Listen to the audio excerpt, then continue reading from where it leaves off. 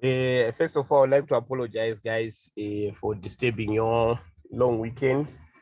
But I think considering that we are about to write another paper that is on the 8th, that's why I had to make sure that we meet again today. And I think by now you know that we're also going to have another meeting. We'll have another meeting tomorrow. Tomorrow it will be in the evening from 7:30 to 8:30.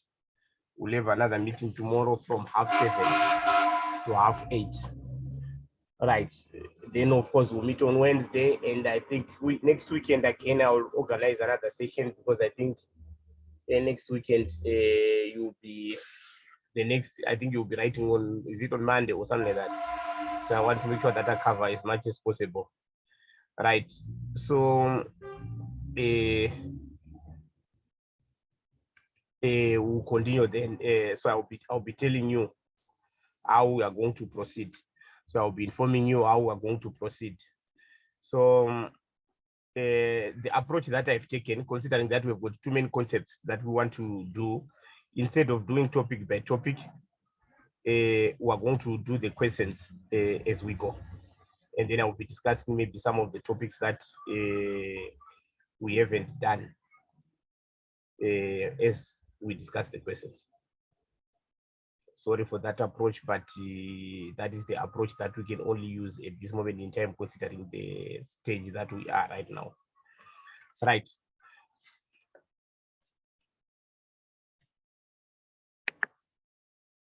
I think Lloyden is now in. We're struggling with audio.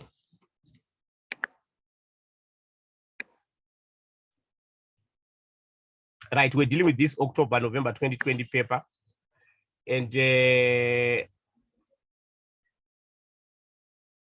we did question 1. On question 1, I think it was a short class because some of your colleagues who had attended, they were going for a group meeting, so we had to cut early the class.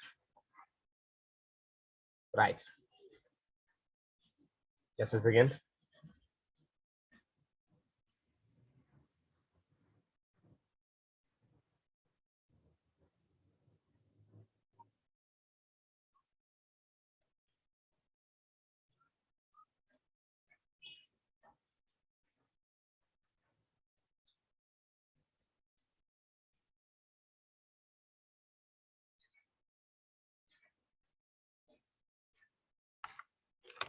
Right. So our first question was to calculate the over under absorption. We did that. And the second question was to prepare actual statement of profit or loss using absorption costing. We did that. Then the last question says, state a reason why the profit you have calculated in B would be in principle be different from the profit in direct costing. So the question is, why can the profit calculated under the absorption costing be different to that under the direct costing? Right. The reason why the profits are different, I think we did that in our previous classes, is because of the inclusion of fixed manufacturing overhead in inventory. So when we use absorption costing, because of that, the closing inventory will carry over some of the fixed overheads to the next period, whereas all the fixed overheads will be deducted in the current financial period for the direct costing. Okay, so we're saying the profit according to absorption costing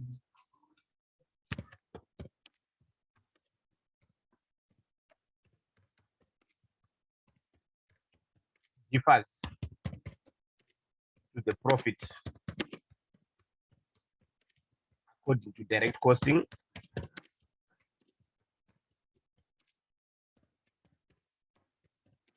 because absorption costing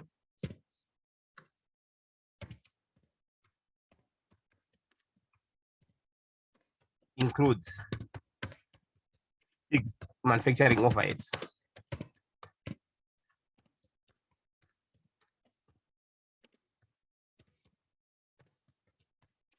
in inventory valuation.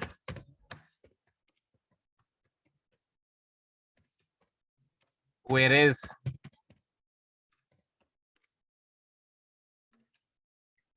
direct costing treats fixed manufacturing overheads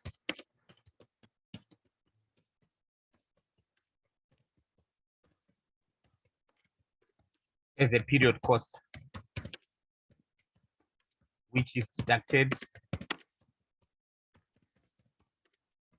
in the year in which it is incurred.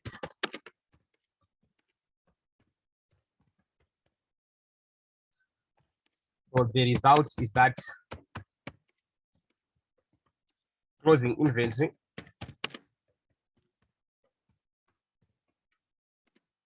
under absorption costing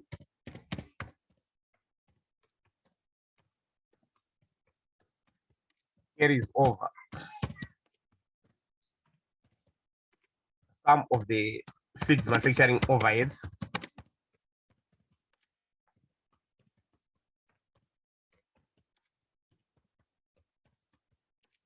from the current year next year, whilst opening inventory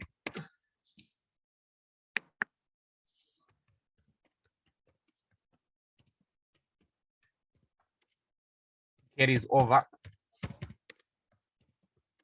some of the fixed manufacturing overheads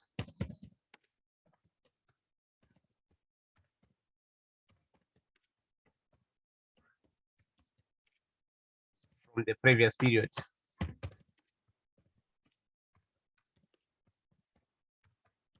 into the current period.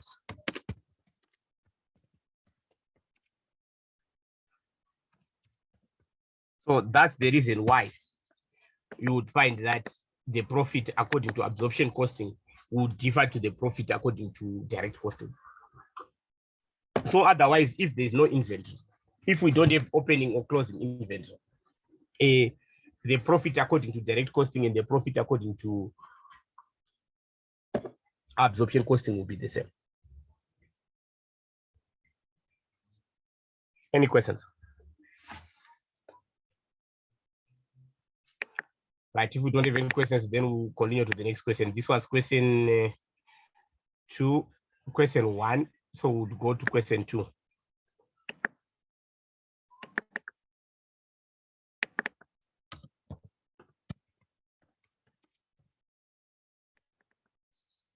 So when you are maneuvering through this Excel sheet, you would I'm including the questions in separate sheets. So you know that the first sheet will have question 1, the second sheet will have question 2.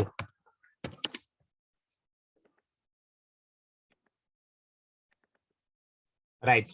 Cabo Delgado Private Limited, Cabo operates a chemical fertilizers processing plant that produces 4 different joint products, namely fertilizer for grains, fertilizer for vegetables, fertilizer for beans. That's FEG plus, FEV plus, and FEV plus, and fertilizer for pastures, FEV plus, FEV plus. Right. The company is a 30 September year end, and a joint and byproduct costing system is in place. The joint product will be sold after further processing at their market value, and no inventory is kept. Right, I'll be a little bit slow on this one, considering that we didn't look at it. Right, it sometimes happens that organizations can produce products in what is called a joint production process. By joint production process, we're saying all the products will be produced in the same process, using the same what? Using the same resources. So the issue is how are we going to allocate the cost amongst the products? If the products were similar, we're just going to divide by the number of units or the quantities, maybe the number of kgs and stuff like that. But you might find that the products that will come out there will be different in nature and sales value. So it will be unfair to just divide by the number of units. So now, because of that, we use joint and byproduct costing to find ways of allocating such costs.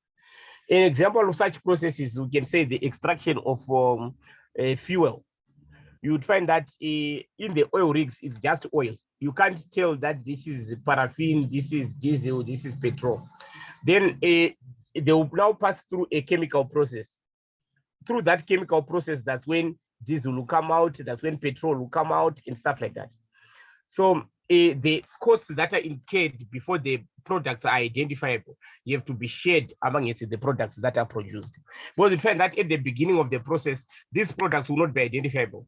So you'll find that the process starts here. We have got the inputs. Inputs will go into the process. Will go into this process. This is our process.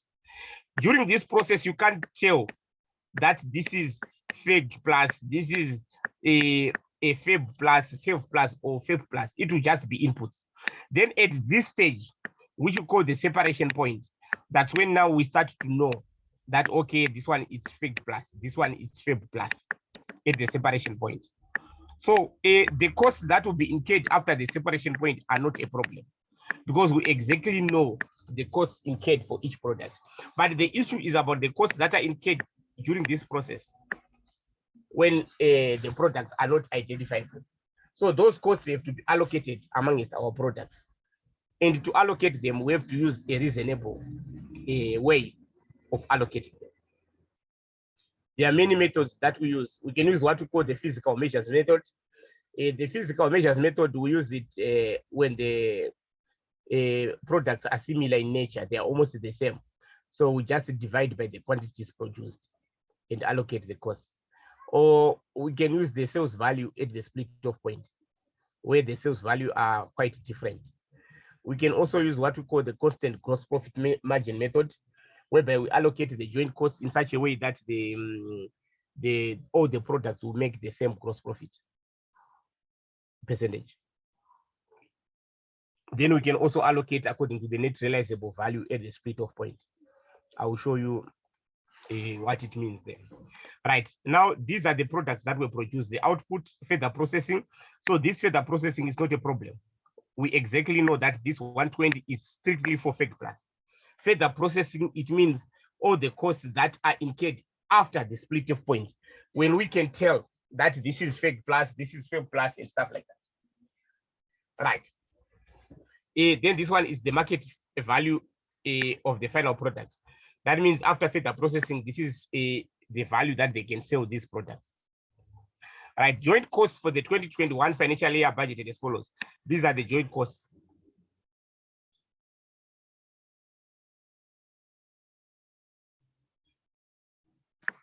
All right, and so the issue is we should allocate these joint costs. Then the selling cost amounts to 20 cents per liter for all joint product types. So when they sell them, there's a further 20 cents that will be incurred when selling the products. Right. Now our question is, the company's policy is to apportion the joint costs using the net realizable value. They are using the net realizable value at split off point. Calculate the budgeted gross profit or loss for product FEB plus and the budgeted gross profit or loss for product FEB plus. Right. So so that we know to do joint and byproduct costing, I will first answer the question as it is. Then the next thing, I will use the physical standard measures. Then I will then use the constant gross profit. Right. So now if we are using the net realizable value at split off point, the first thing is to calculate the net realizable value.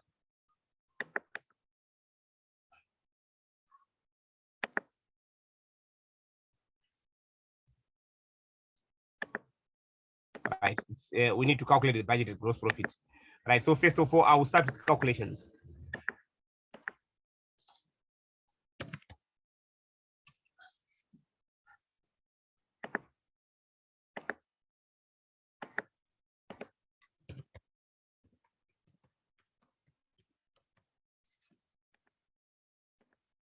Right, if they are using the net realizable value,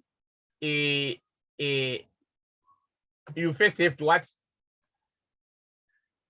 To determine the net realizable value, because that's the one that you're going to use to allocate the cost. So first we have to determine what is the net realizable value. So let's do our net realizable value calculation.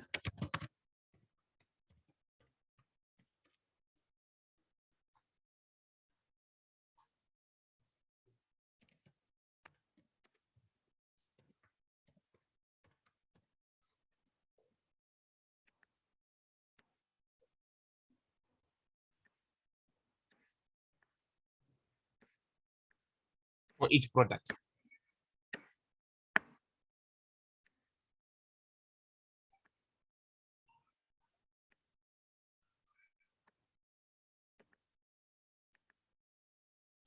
Right, our products, we have got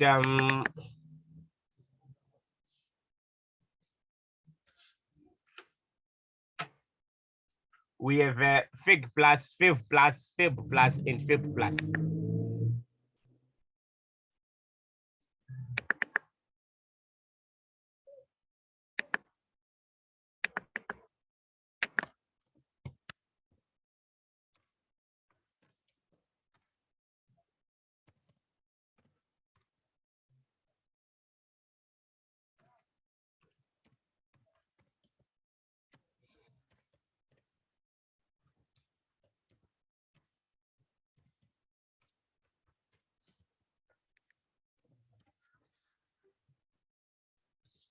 Right.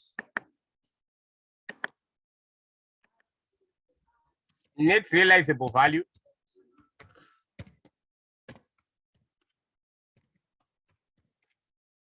is equal to the final market value minus further processing costs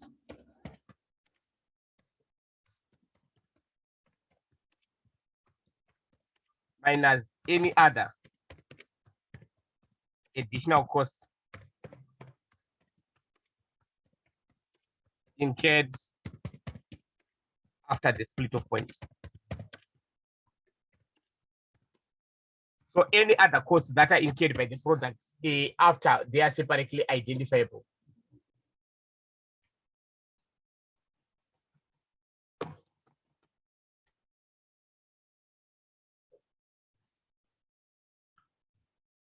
Right. So we have VM,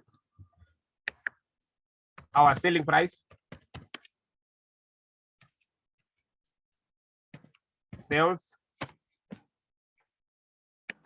We are given here that we have got, these are the sales. I want you to give me these figures. I don't have access to my other, it's still processing. 576,000, 214,200. I want you to give me those figures. 576,000, 214,200.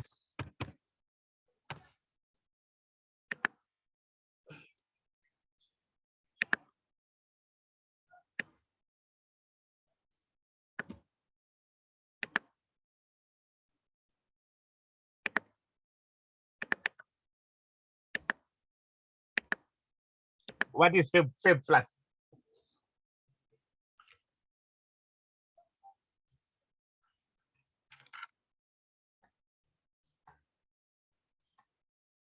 Um, 139,980. Feb plus 210,360. Right. Then we subtract the further processing cost. This one there.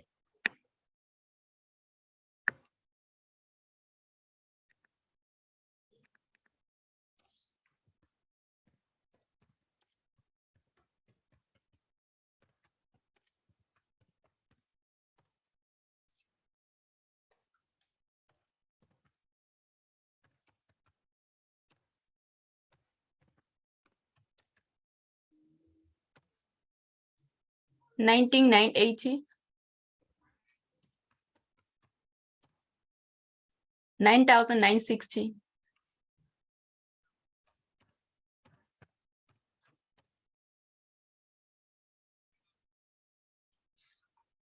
Right. Then we also were told that, remember that we said we subtract all costs after the split off point. We are also told that the selling cost of 20 cents per liter, and the liters are given here. So say selling costs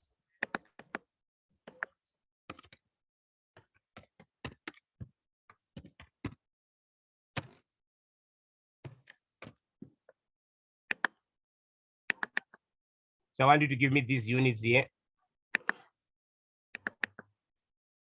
300,000 times 20 cents. Then we've got 85,000 times 20 cents. Then the next one.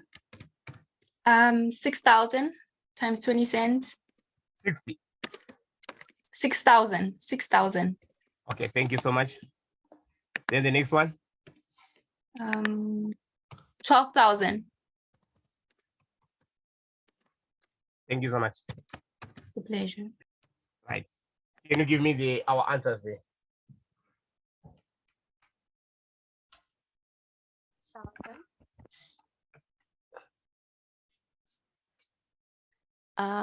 The first one is 6,000. 60,000. Thank you so much.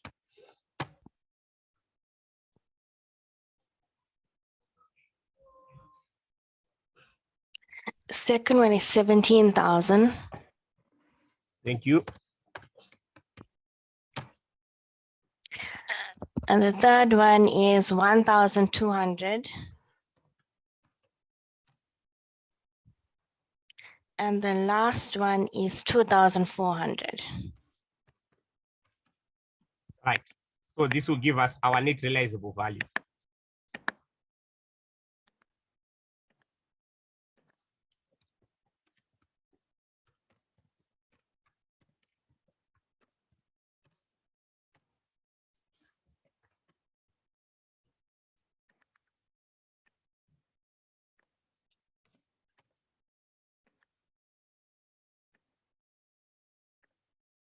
So we're going to allocate our joint costs in these proportions. Maybe let us just find the total net realizable value.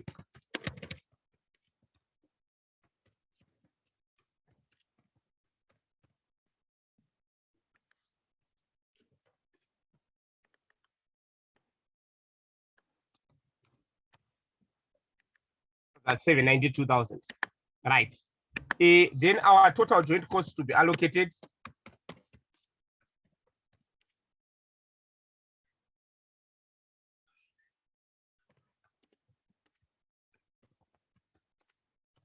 Right, the joint costs that are going to be allocated are here. The raw materials and the initial processing costs, because these are the joint costs here. So that's 250 plus 394,000. So which is 250,000 plus 394,000. What do we get?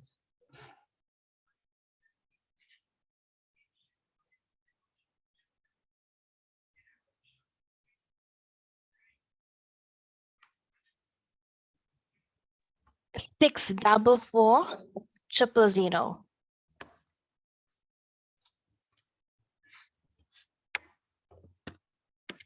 644,4,0,0. Thank you. So we are going to allocate this 644,000 among the products. So allocation of joint costs.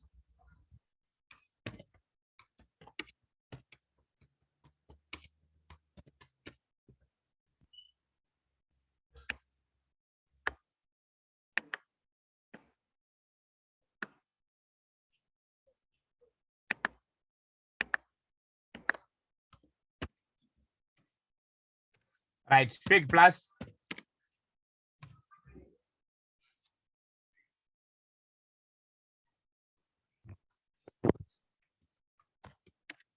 would say 396,000. That is the total net realizable value of fake plus divided by the total net realizable value 792,000 times the 644,000 the joint costs that are to be allocated. So here, my friends, I took the net realizable value of fake plus divided by the total net realizable value times our joint costs that we calculated here. What do we get? 322,000. How about two Three triple zero? double. Yeah, 322. Is what? It's a 3 in front. The first figure is 3. Oh, thank you so Three- much. Yeah. Right. Then 5 plus. Can someone give me the formula for 5 plus?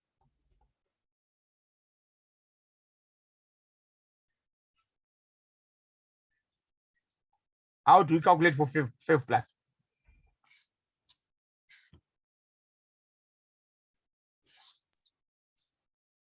Is it a 79,200 divided Perfect. by 792,000 times 644 triple Perfect. zero?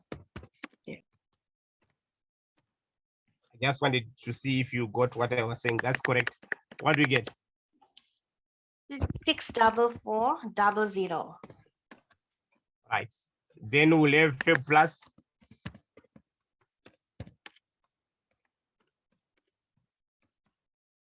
Sorry, 118,800 divided by 792,000 multiplied by 644,000. 96600.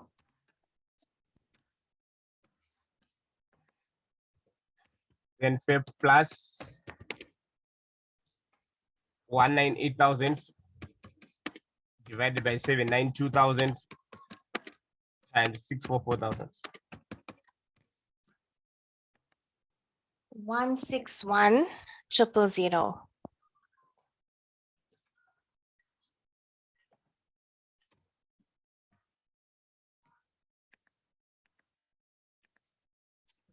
So that's the allocation. Now we've done, these are just calculations. Then we can do now our answer, which we're asked to calculate the budgeted gross profit or loss for 5 plus and the budgeted gross profit or loss for 5 plus. I'll just do for all products, but in the exam, you just have to read the ones that they want, right? Calculation of gross profit.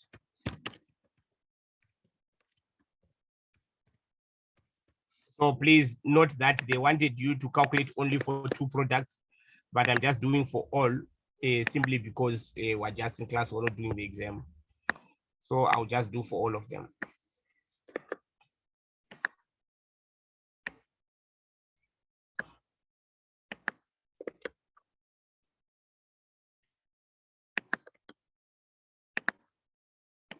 Right, we'll have our sales. We already have it.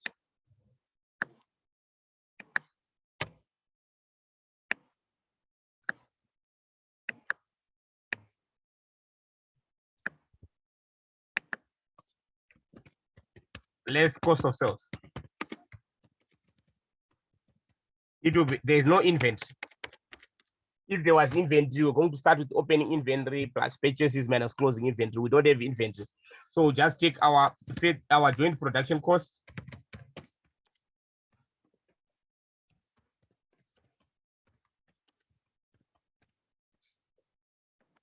Right, which is 322,000, which we calculated above. 64400, 96600, 161,000.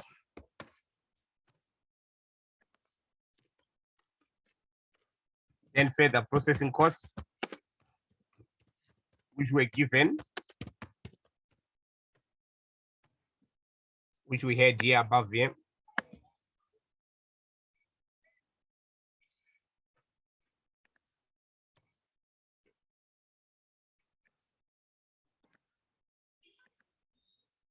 Right, mind you, they want us to calculate the gross profit.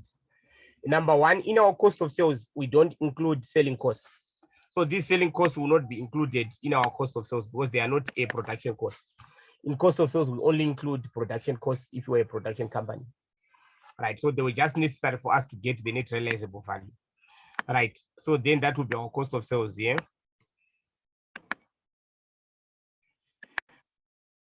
Then we get our cost of sales.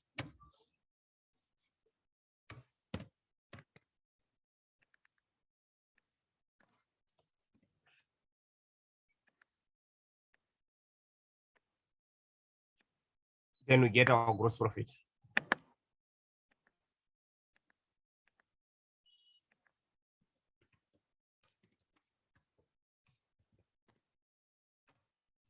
Which will be the sales less cost of sales.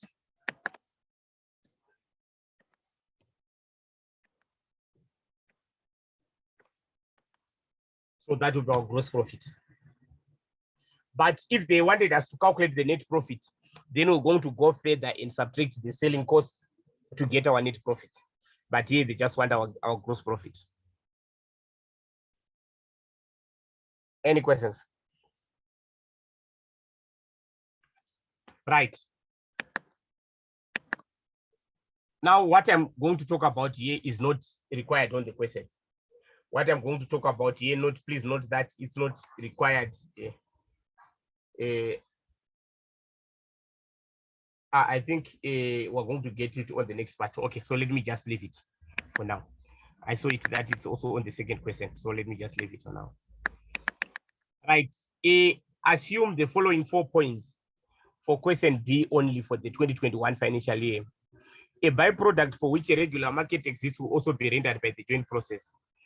The net proceeds from the byproduct is expected to be 7,260. The physical standard method is used to allocate joint costs.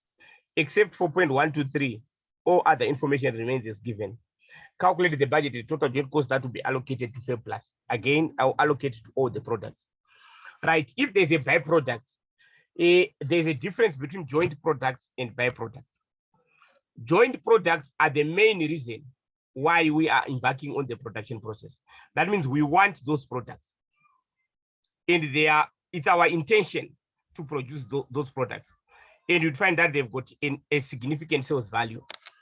A byproduct is a product that just comes out because of the nature of the process. But our aim is not to have that product. For example, let's say you open your KFC. You should buy chicken for you to have your meat there. Now, when you buy your chicken, there will be those inside parts, the head, the intestines, and stuff like that, the livers. You don't need them because they are not part of your business, but they just come out. There's no way that you can have a chicken without those heads, those livers, those legs. So you just buy your chicken, it will have those things. So at the end of the day, they are a byproduct because you don't need them. But these byproducts can also be sellable. You might have other people who want those things, so you can sell to them. Right. Joint costs are not allocated to byproducts. We only allocate joint costs to joint products. But if our byproduct is sellable, the net realizable value from the byproduct will be deducted from the joint costs before we allocate them. If the byproduct is a sellable value, first of all, before we allocate our joint costs, we have to take out the net profits proceeds from the sale of the byproduct. So in this case, that will mean, let me go to B.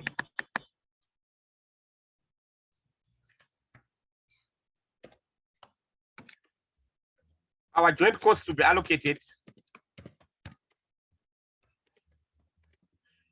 will no longer be the 644,000. It will be 644,000 minus the 7,260. We're saying we will recover our 7,260 by selling the byproduct. So we're going to say 644,000 minus 7,260. What do we get? 636,740. 636. 740. 740. Right. So we allocate the 636 because we'll be saying, although we incurred 644,000, we recovered 7,260 by selling the byproduct. So the allocation of the joint products now. Allocation of the joint costs. Remember, on the required, they say we should use the physical standard method. When you are using the physical standard method, you use the quantity of output.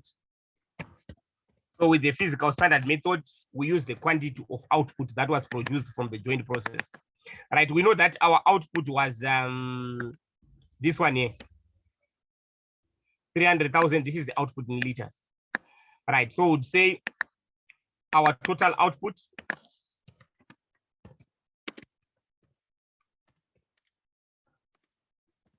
$300,000 plus 85,000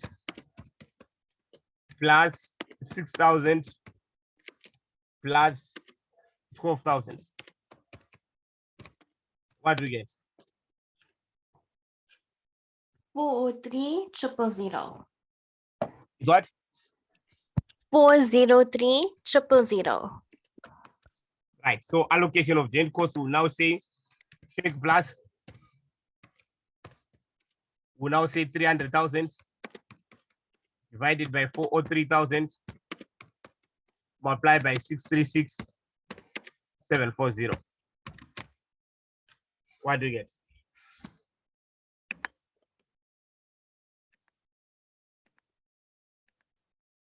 Four seven four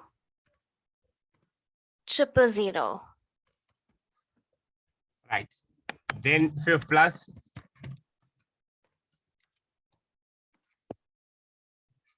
would have 85,000 divided by 403,000 multiplied by 636,740. 134,300. Thank you. Then we've got 5 plus.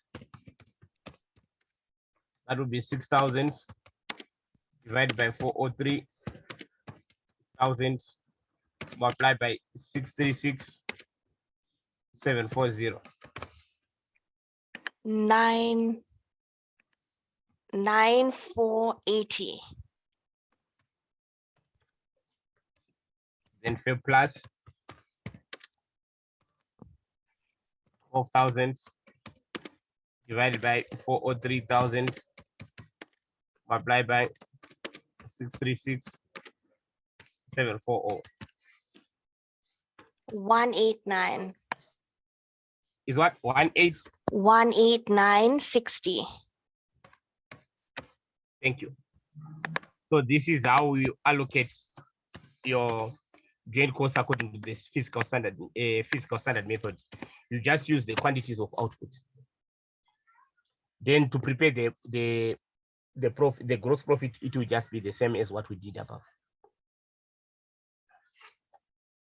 Right. Then they can also, what I'm doing here is not part of the question. Allocation according to the constant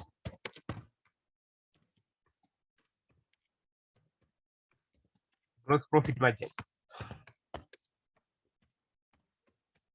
So in this case, we're saying the joint costs are allocated in such a way that all the products will earn the same gross profit percentage.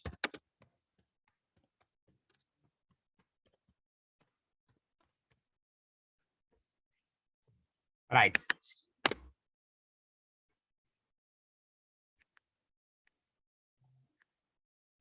So normally you do your profit statement.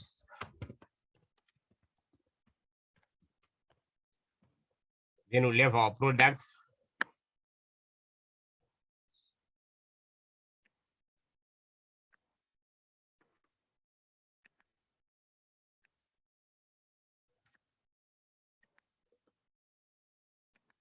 But we also need the total here.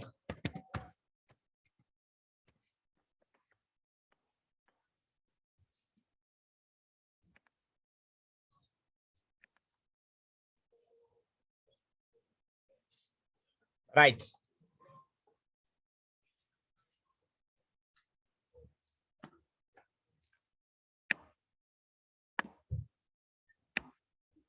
Save time, let me just take this diagram. Right. What will happen is we'll prepare our statement of profit or loss, up to the gross profit. Right. This one will be equal to the sum or the total of this.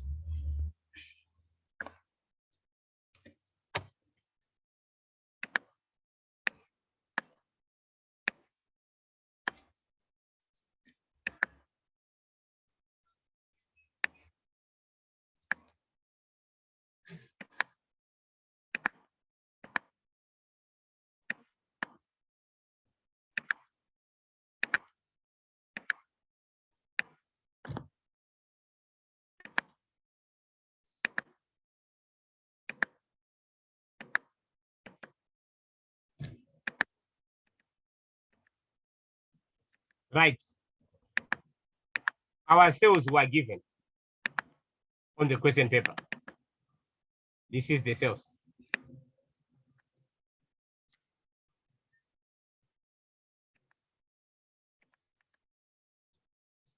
$576,000,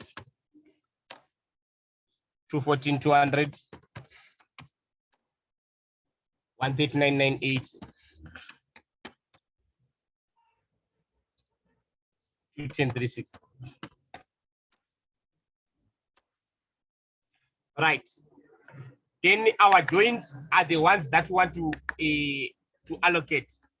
The further processing costs were given. These ones here. So let's say 120,000. Sorry, it's the further. 120,000, 118,000, 19,980, 9,960. The joint, let's assume that is this 636,740 that we assume that there's a byproduct. That's 636,740. So it says 636,740.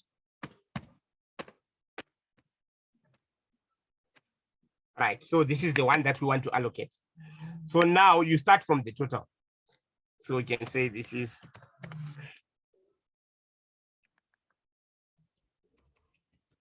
so here we find that our cost of sales on the total we have it is this. Then our gross profit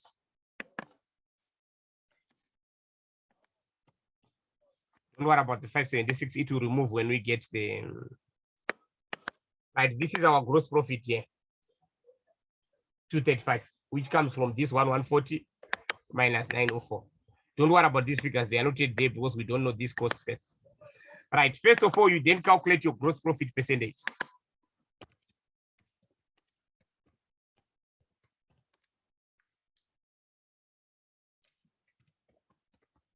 Using the total. Because for the total, we already know the gross profit. We already know it here, 235,860. So you would say, remember that your gross profit percentage, just remind each other, is gross profits times 100 over the sales. So here we get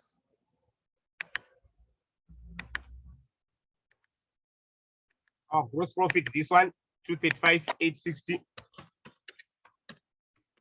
times 100 divided by 140, 540. What do we get?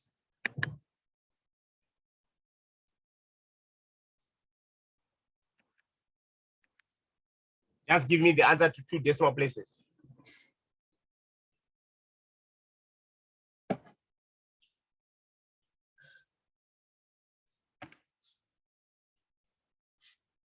$434.27. It's what? 434. Are you sure? Yeah, it's 434. I don't think it can be that big.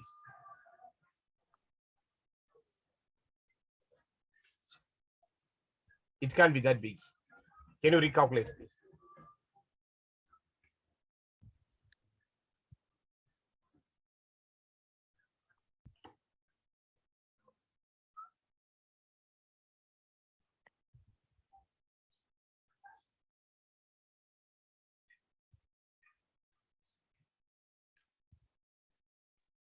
She's correct, sir. 434. Yeah. Sorry. Yeah. Did you use the 2.1? Oh, okay. We're multiplying by 100. Yes. Sorry, it's a mistake there. Sorry about that. Sorry, my sister, for troubling you with the wrong answer. No problem. It's 20.679. 68. Yeah, Let round us it off. simplify. Yes. Yeah. Right. So we'll allocate the joint cost so that all the products will have a gross profit of what?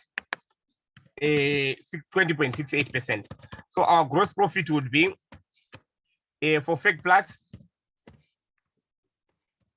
would be equal to 20.68% multiplied by the sales of FEC Plus 576,000.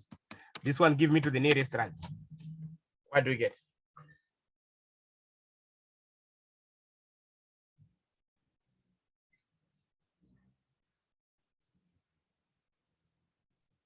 It's a very big figure. It's No, 119,11495. it's a percentage. 20, did you say 20.68%? Okay. Because we should get something like 100 something thousand. Yeah, it's 119,116,117. Round it off. Thank you. All right, then FEC Plus would be equal to 20.68% times 214,200.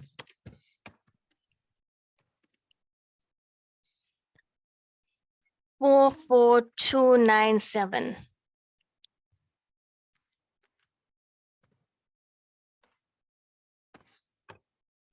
Then FEC Plus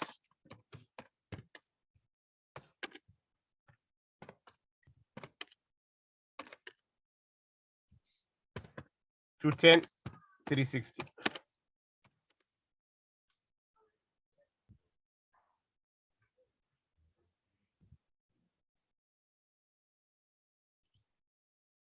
Sorry, not 210,360. Okay. The sales. It's 139. Yeah, it's 210,360. Yeah, okay. What do we get? 43502. 43502. Thank you so much. Is it FEC Plus? Okay, No, then FEC Plus. Yes.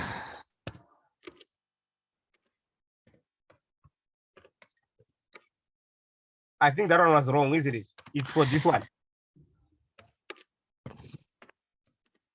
I think the answer we got there should be for FEC Plus. The third one should be multiplied by 139. Yes.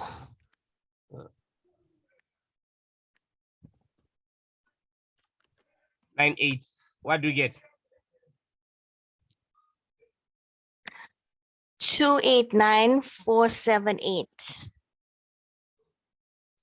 289478. That looks big.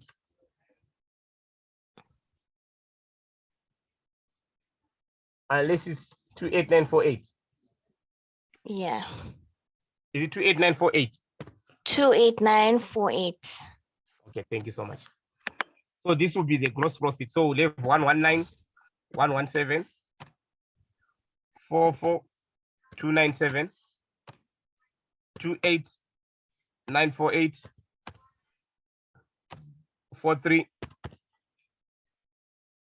502.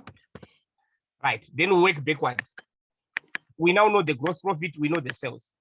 So then we know that the cost of sales is equal to sales minus what? Gross profit.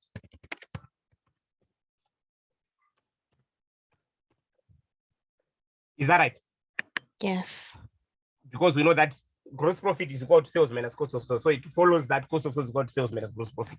So to get this, we can just say 576 minus that. So that means FEC Plus would be equal to 576,000 minus 119,117. What do you get? 456,883.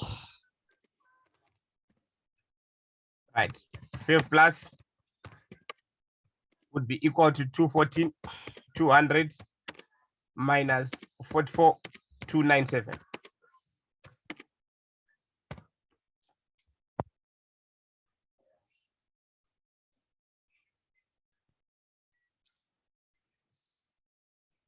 One 699,003. 5 plus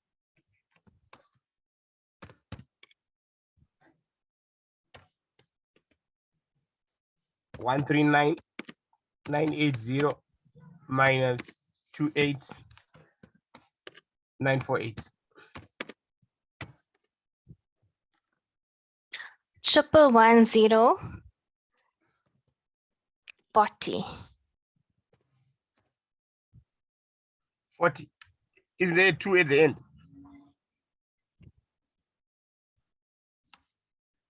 I think we should have a 2 at the end. Unless if I'm missing something. 1,3. No, it's actually 000 at the end. 000. Yeah. But this is a Wait. 980 It's 28948. Yeah, it's 111,032. It's a 32 at the end. Perfect. Right. Then 5 plus that would be 210,360 minus 43542. 940,904. 904. 90. Yeah. Isn't it 100 and something? Oh, wait. That's 210.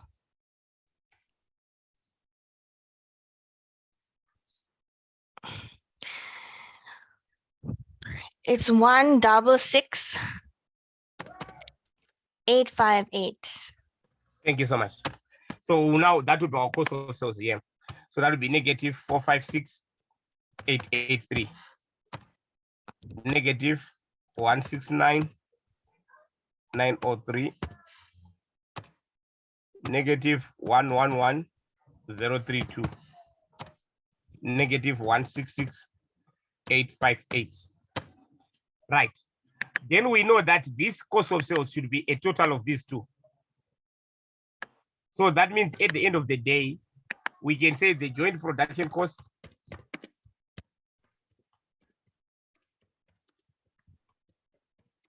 is equal to the cost of sales minus the further processing cost.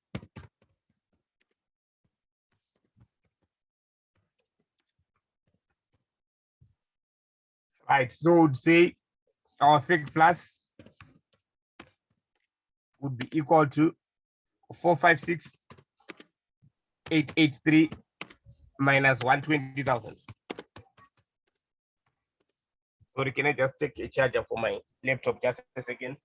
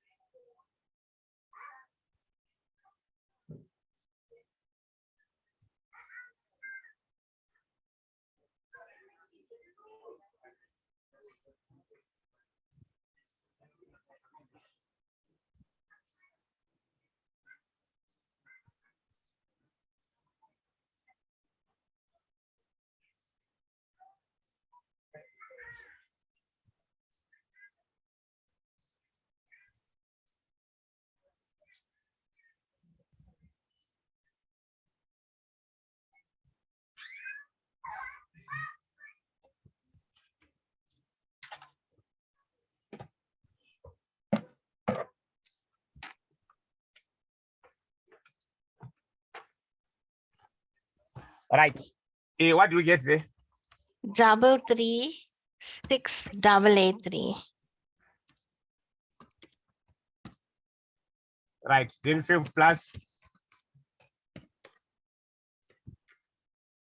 169,903 minus 118,000.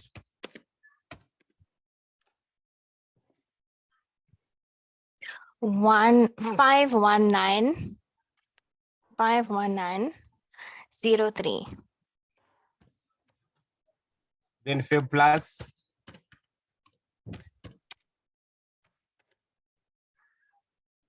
111,032 minus 1998. 910,52. Then 5 plus 166,858 minus 43,502. 123356. So that will be the, so that's how we allocate. So the allocation will be the last item.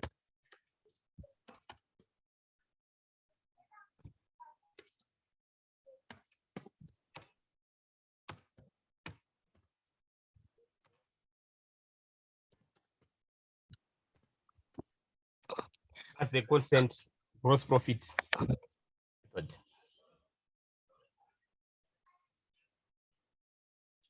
Any questions? Shouldn't we deduct on the last the FEP plus the 9960 and not the 43502? Not the what? On the FEP plus the 166,858 less 9960. What did I subtract? 44502. Oh, sorry about that. We're supposed to That's fine. subtract that other one, 99. Thank you so much. What do you get? 156. It's 156. 898.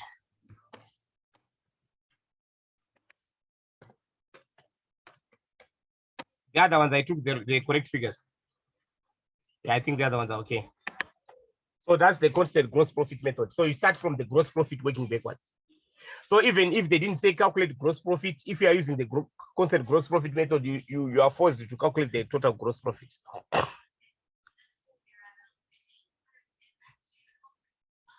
So those are the 3 of the methods that we can use. The other one that I didn't use is using the sales value at split off point. They will just give you the sales value of split off point, then you just allocate in the proportions of that sales value at split off point. Any questions? Right, if we don't have any questions, then we'll go to question 3.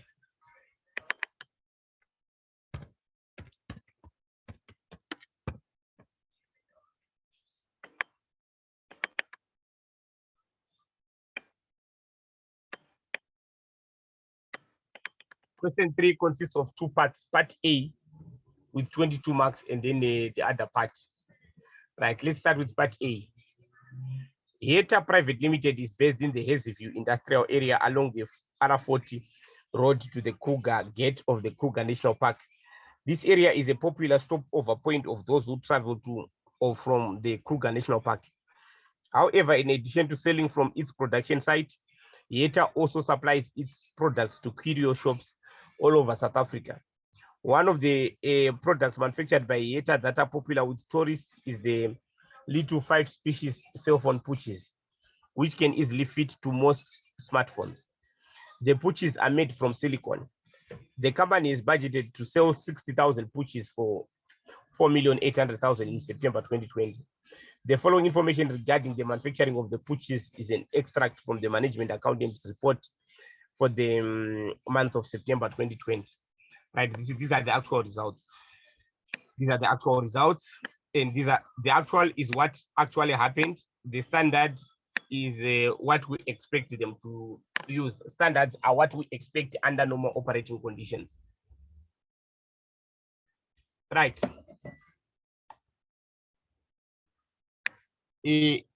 Additional information, the actual number of pouches manufactured and sold during September 2020 were 56,000.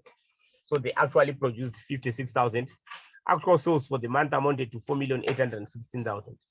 No opening or closing inventory of any inventory type is kept. The company uses a direct costing system. However, if absorption costing was applied, the predetermined fixed manufacturing overhead rate would be 48 per direct labor hour. Right. What we're doing here is standard costing. Standard costing is normally applied for control purposes to control our operations. We normally have to compare our actual performance to the standards that we expect. Then, first of all, in a control process, the first step is you set your standards. What are your expectations?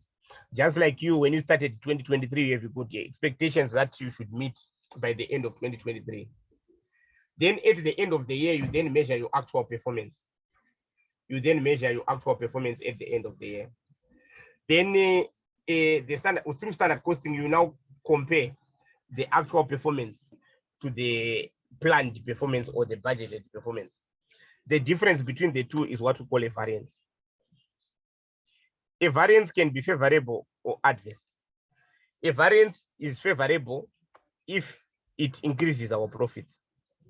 For example, if costs go down or if income goes up, that's a favorable variance. Then an unfavorable or adverse variance occurs when the outcome results in a decrease in our profits from the planned profits. And this happens when costs are more than what we expect or revenues are less than what we expect. So that's when we talk about what? Adverse or favorable variance. All right. So we want to calculate the variances here. Calculate the following month ended variances. So I'll give you the formulas of the variances. They don't change whatever question you have. Right. A material purchase price variance. This is a variance that arises because the price at which we were expecting to buy our materials was different to the actual price that we bought our materials. A material purchase price variance arises because the price that we bought our materials was different from the budgeted price. Right. So we'll have our material purchase price variance.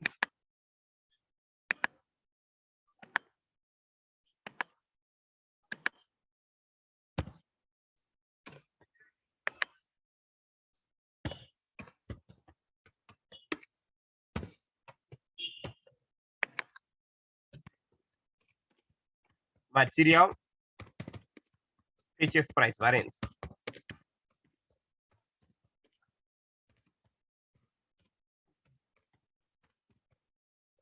Let me also mention that this is part A.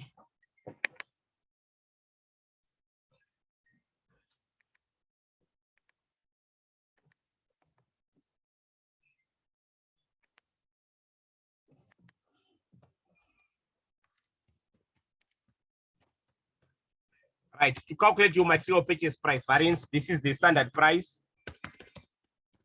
of the material that we're expecting.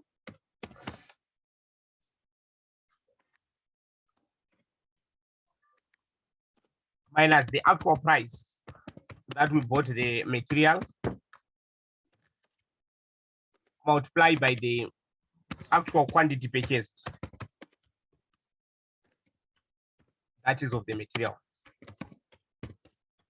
So this is our formula for getting our, so you find that with standard costing is all about formulas.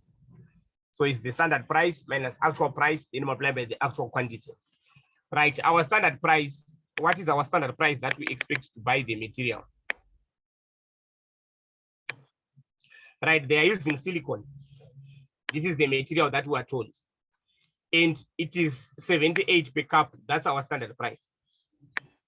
But the actual year, the standard will get it from the standard year. Then the actual, they bought cups, they bought at 76. So the actual was 76 instead of 78. So we'd say 78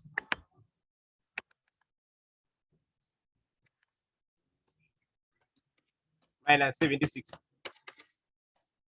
multiplied by the actual quantity purchased. Actual quantity purchased were not given, but we know that they bought for 18,480 and they bought 876 per cup.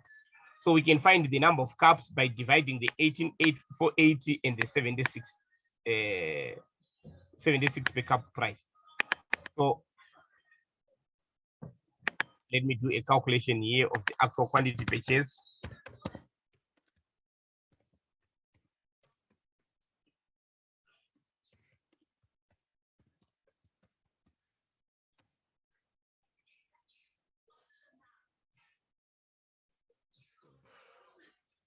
So let's say 18,480 divided by 76. What do we get?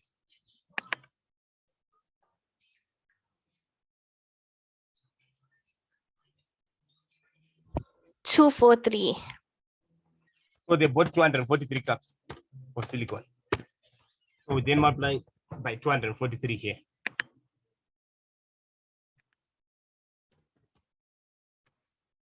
What do we get as our answer?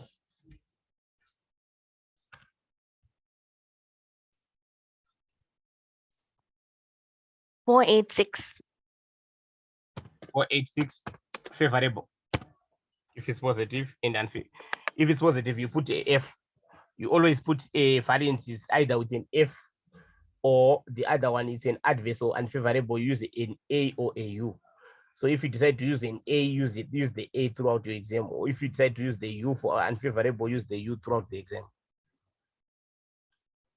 So you should always remember to put whether it's favorable or unfavorable. So that means we had a favorable variance. We in our budget, we're expecting to buy the cups at 78, but we bought them at 76, which was an advantage to us. That's why it's a favorable variance. They can also ask in exam, what can be the possible reasons? The possible reasons, maybe we found a cheaper supply than the one that we used to buy from. Or maybe we bought in bulky and we got a trade discount. Or maybe we bought a cheaper quality material which was less expensive.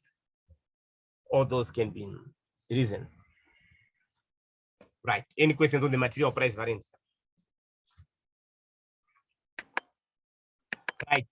Then the next one, material quantity variance. A material quantity variance arises because the quantity that we used was different to the quantity that we had planned to use. The quantity that we actually used was different to the quantity that we planned to use. Right. So we have our material quantity variance. Material quantity variance is standard quantity minus actual quantity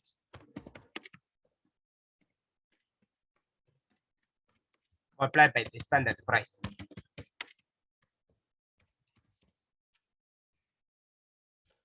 Right.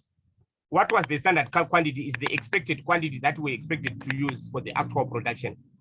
Remember that they produced 56,000 units. And how many cups do we expect to use? Right, standard per push, they expect to buy silicon cups of 78. They use the ones for 27.30. So let's find how many cups do they use per unit. Right.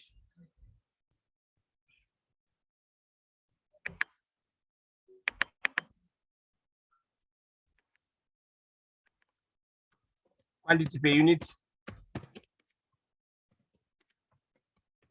we can say 2730 divided by 78. What do we get?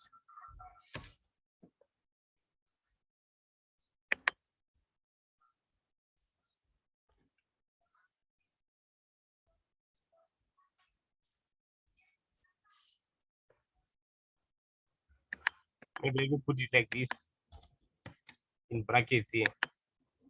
In fact, it's not 27 over 30, sorry. It's 27.30. 0.35. 0.35 cups per unit. So these are the cups that are required per unit. But our units that were produced were 56,000. So to find our total quantity, our standard quantity, so our standard quantity would be equal to 56,000 times the requirements per cup, which is 0.35. What do you get? 19600. 19600. 196. 00.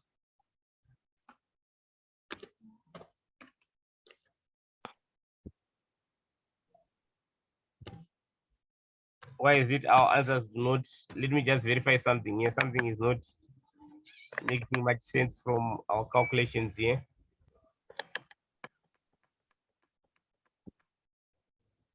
Oh, I think we made a mistake there. Can we go back to number one? This one is not the amount. These were the total number of cups purchased. So we're not supposed to calculate the number of cups. Can we discard this calculation here? Actually, the number of cups is 18,480. It's given. So let's just multiply by 18,480 here.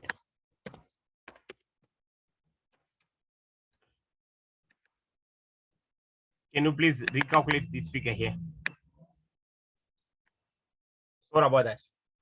I thought it was the amount, that's why I divided, but it was actually the number of silicone cups that they purchased. So it was already the actual quantity purchased. 369 369 60. variable.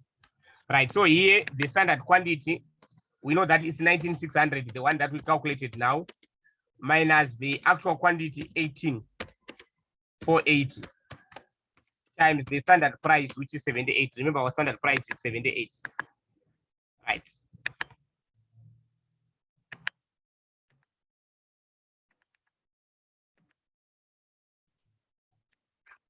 What do we get? 87360. It's favorable again.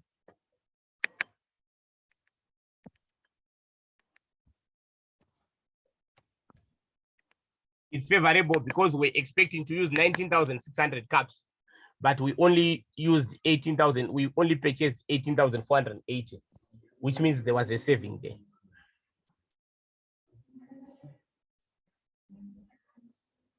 And please note that here, the standard quantity that will be used in the actual quantity, we're not talking about the, we'll be talking about if it's a manufacturing process, it will be the quantity used, because sometimes because of inventory, the quantity used and the quantity purchased can be different. But here, considering that they said there are no opening inventory and no closing inventory, the quantity purchased and quantity used will be exactly the same. So that means they saved. They can ask you what may be the reasons. It can be because of experience, which reduces wastage. Maybe we bought new machinery, which reduced the wastage. Maybe we bought a better quality raw material, which then reduced the wastage. Or maybe there were disputes before that were causing problems, which have been settled. Our employees are happy, so they are working in a better manner. Any questions on the material quantity variance? Right. Our next, total material variance. A total material variance is the addition of the first two that we dealt with.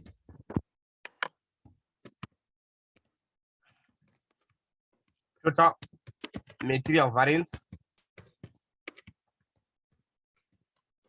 would be the material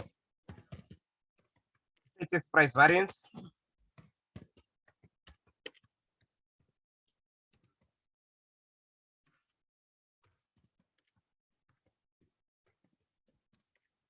plus material quantity variance, which is 39,960 plus 87,360. If it's negative, if it's adverse, you have to subtract it. What do you get?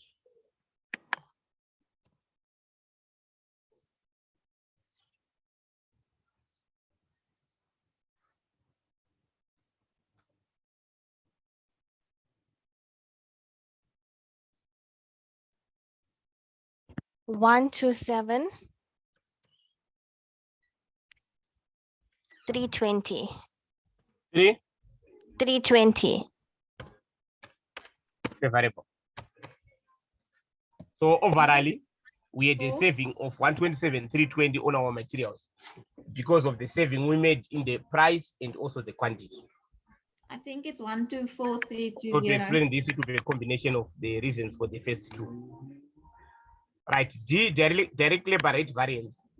A direct labor rate variance arises because the rate at which we paid our employees was different from the budgeted one. This can be maybe due to collective bargaining, or maybe just inflation which pushed up salaries, or maybe we used a higher grade of labor or a lower grade of labor. All those things can contribute. Right, so our direct labor rate variance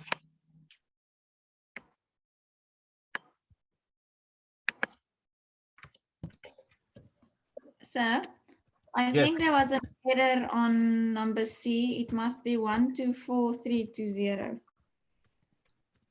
124. Yes. I think 127 is correct, unless if there's something that is wrong. 9, 6. Oh, I see why. This one is not 39, it's 36. So that's why your answer is correct. I think the person who gave me the figure was not, it was me who had put 6 instead of, so that, yeah, that makes it correct. That It's makes it 124.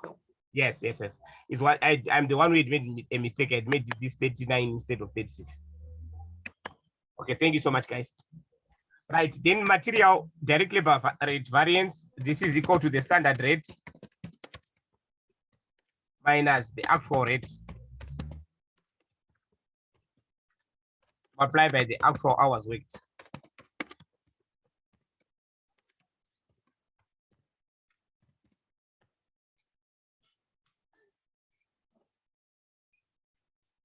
Right. So in this particular case, the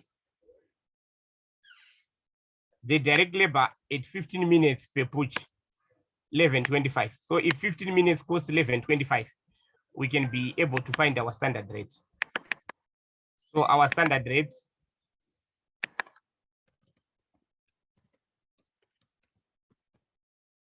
would be equal to 11.25 divided by 15 divided by 60. Would like to convert it. Remember that there are 60 minutes in an hour. That's why I said 15 divided by 60.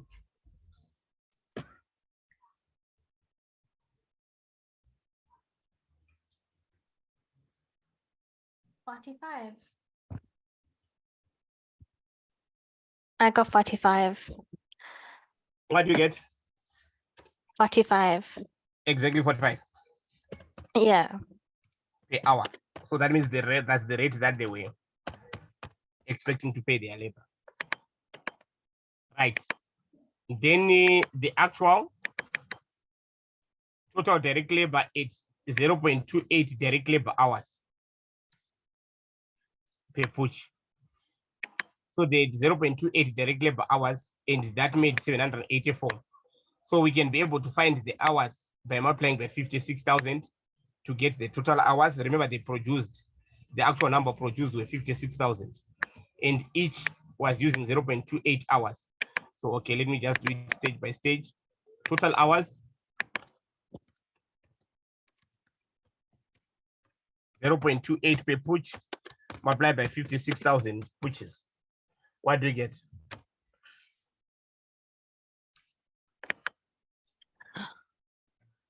15,680. Hours. So these were the actual hours. So that is the actual hours here. Right. Then the actual rate. So that means this amount here was for 15,650 hours. So to find our actual rate, we would say 784,000 divided by 15,650.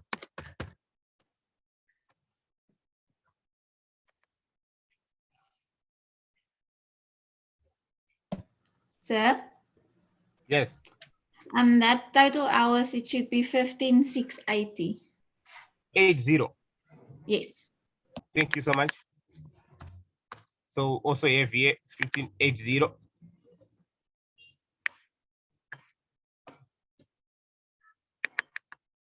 So what do we get is our actual rate? 50. 50. So it was 50 rand per hour.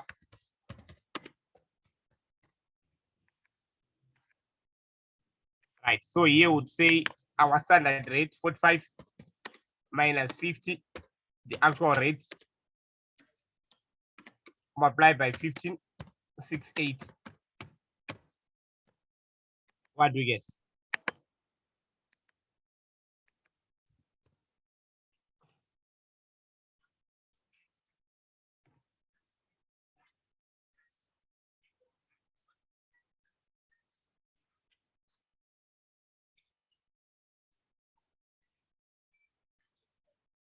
Seven, 400. This is adverse because we're Unfair. expecting to Yeah. pay them Negative. at 45 per hour, but we paid them at 50. So you can use U or A. U is for unfavorable, A is for adverse. They represent the same thing. Right. The reasons can be maybe use the higher grade of labor, or maybe there was collective bargaining after preparing the budget, which pushed up the salaries. Maybe it was due to inflation. Right. Then next, number E, variable manufacturing overhead rate variance.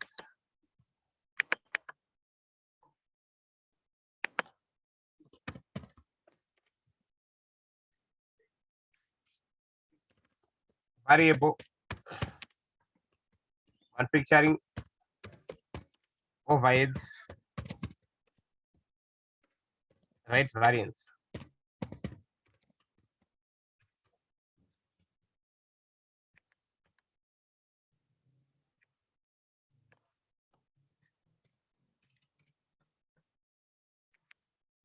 Right. We would have our standard rates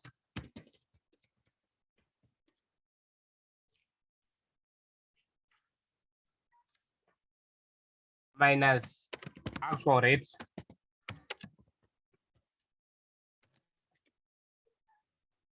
multiplied by, we'll have to find out what are they using to absorb the variable overheads.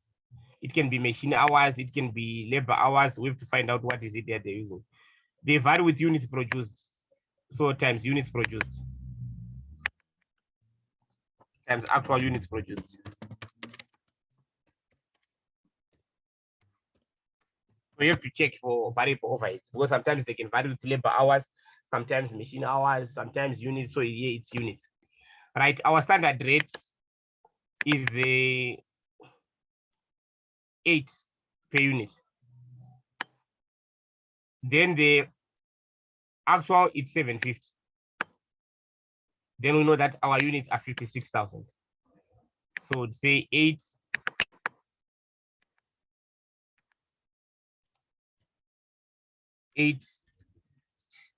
minus 750 times 56,000. What do we get? 28,000.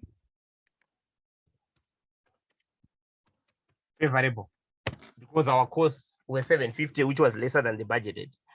This can be due to improvements in the production process, maybe buying of new machinery or maintenance of machinery. Right. Then number F, variable manufacturing overhead efficiency variance.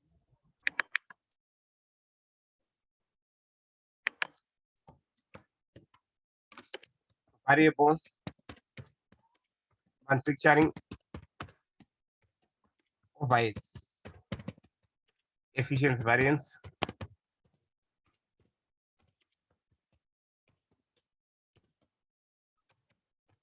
Standard quantity minus actual quantity times standard rate. Right, our standard quantity is the budgeted quantity that they were expecting. So it can be standard hours, labor hours, or standard machine hours, but here because they talked about quantity, that's why I'm talking about quantity. So if for variable or overhead, they should check. Right, they were budgeting to sell 60,000 coaches. That's the standard quantity. Then the actual was 56. Then our standard rate was 8. So we'd say 60,000 minus 56,000 times 8. What do we get?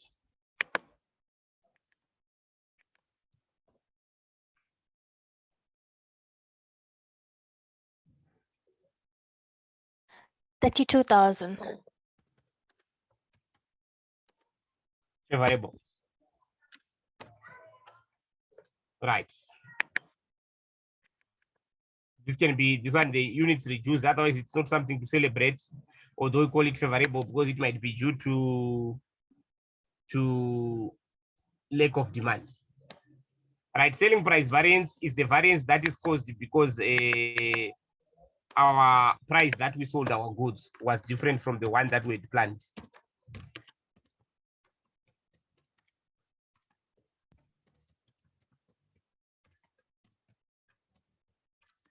Actual price minus standard price multiplied by actual quantity sold.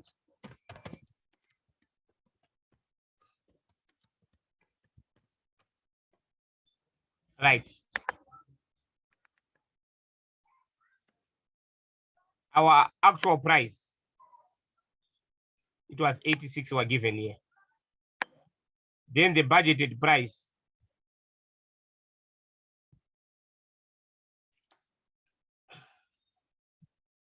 the budgeted price, let me just check.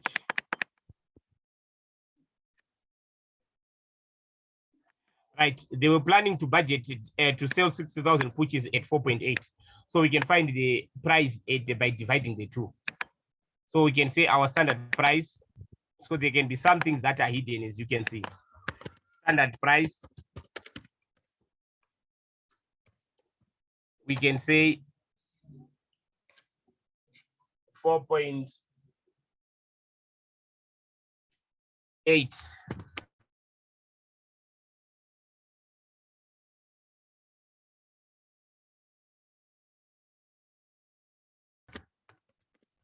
divided by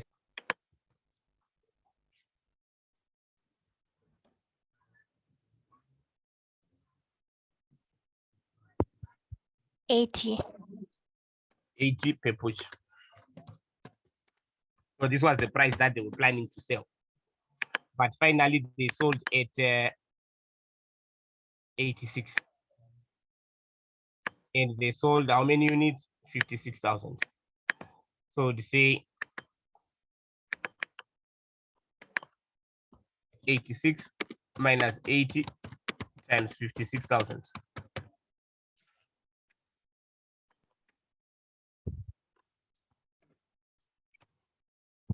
$336,000. 000. Favorable. We got a better price than what we had planned. We had planned to sell it 60, but at 80, but we sold at 86. Right.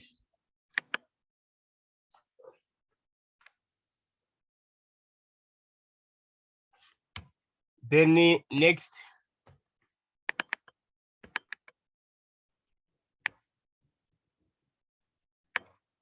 fixed manufacturing overheads expenditure variance.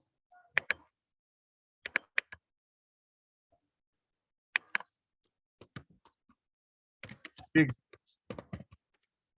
manufacturing overheads expenditure variance.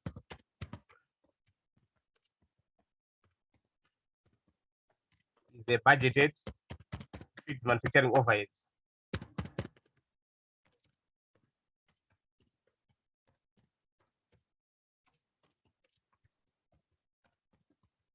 minus the actual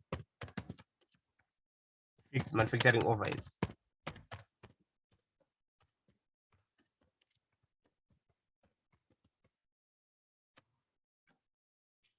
Is that right? So Jeff, our budgeted fixed manufacturing overheads, they are, we're told that the company uses a direct costing system. However, if absorption costing was applied, the predetermined fixed manufacturing overhead was 48 per direct labor hour. Right. How many hours were they budgeting? It was 15 minutes per push, and they were budgeting for 60,000 pushes. So we can just say budgeted direct labor hours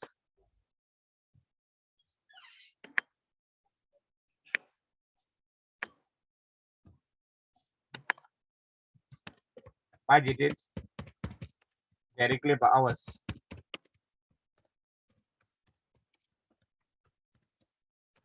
which is 15 divided by 60 because it's in minutes, want to convert to hours, then multiply by 60,000 pushes that they budgeted to produce. What do we get? 15,000. So that means 15,000 hours. So they're budgeting to use 15,000 hours. So that means they are budgeted fixed manufacturing overheads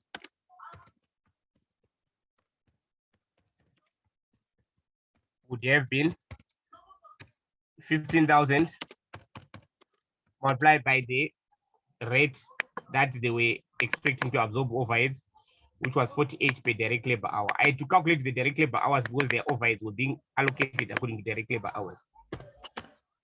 So they'll always tell you what they will be using there. What do you get?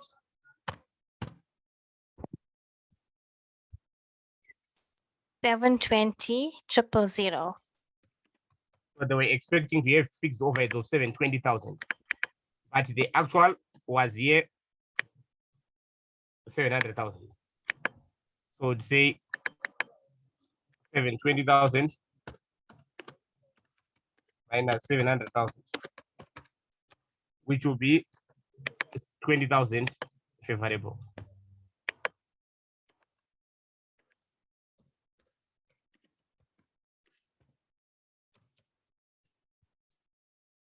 Right. That's fixed manufacturing overheads, expenditure variance. Any questions? All right, so this part is about formulas. So you can practice it, and then we'll continue tomorrow in the evening. So we'll continue tomorrow in the evening. Tomorrow we shall have our class late. That will be from 7:30 to 8:30.